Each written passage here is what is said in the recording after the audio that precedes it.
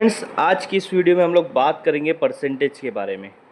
हम लोग यहाँ पर सीखेंगे कि परसेंटेज क्या होता है, असल में परसेंटेज क्यों निकालते हैं, परसेंटेज कहाँ से निकलता है, क्या होता है परसेंटेज। ठीक है, तो हम लोग यहाँ पे परसेंटेज सीखेंगे। ठीक है, मान लो आपके पास एक बिस्किट है।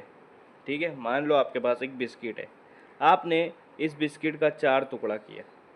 बिस्किट है या फिर रोटी है, कोई चीज़ है जिसका आपने 4 टुकड़ा किया। मैं बिस्किट मान लेता हूँ। मेरे पास एक बिस्किट है जिसका मैंने 4 टुकड़ा किया। ठीक है, अब ये 4 टुकड़े में से मैंने एक टुकड़े को खा लिया, एक पार्ट्स को क्या कर दिया, खा लिया। ठीक है, तो मेरे पास टोटल कितना पार्ट्स है, 1 2 3 4। टोटल कितना पार्ट्स है, टोटल पार्ट्स है 4। ठीक है, तो मैं इस तरह से लाइन बनाऊंगा, उसके नीचे डिनोमिनेटर मतलब डिवाइड की लाइन खींचूंगा, उसके नीचे डिनोमिनेटर आता है। डिनोमिनेटर पे टोटल पार्ट्स लिखूंगा। टोटल मेरे पास कितने पार्ट्स थे, कितने टुकड़े थे, 4 थे, तो 4 टुकड़ा 4 लिख दिया। उसमें से मैंने कितना टुकड़ा खाया, 1, तो वो ऊपर लिखूंगा।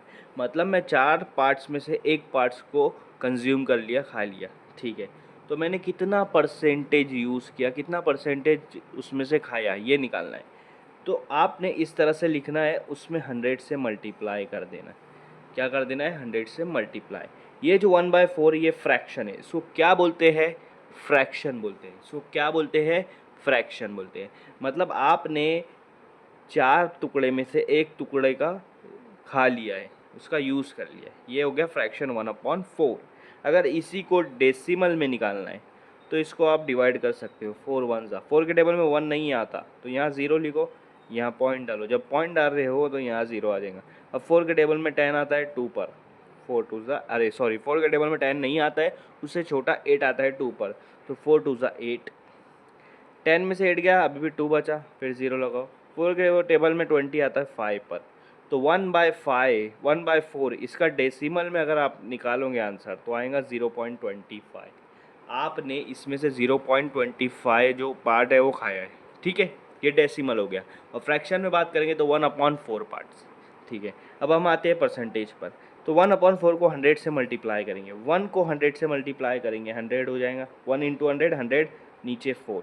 4 के टेबल में 100 कितने पर आता है, 4 1 ज़ा, 4 2 ज़ा 8, 4 2 ज़ा 8। 10 में से 8 गया, 2 बचा, 2 इसको दो, 20, 4 5 ज़ा 20, अरे 4 5 ज़ा 20।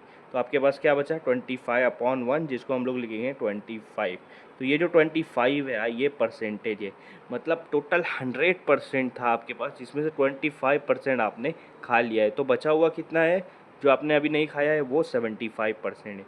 तो परसेंटेज इस तरह से निकालते हैं। किसी भी चीज़ को जब आप पहले कंसिडर करोगे तो उसको 100% कंसिडर करते हैं, फिर उसमें से कितना पार्ट्स आपने ले लिया है, पार्ट्स के ऊपर परसेंटेज तय होता है। तो वो उसको लेते हैं और डिवाइड करते हैं टोटल पार्ट्स पे, फिर आप उसको 100 से मल्टीप्लाई करोगे तो आपको परसेंटेज मिल जाएगा। यहाँ 25% आपने कंज्यूम किया।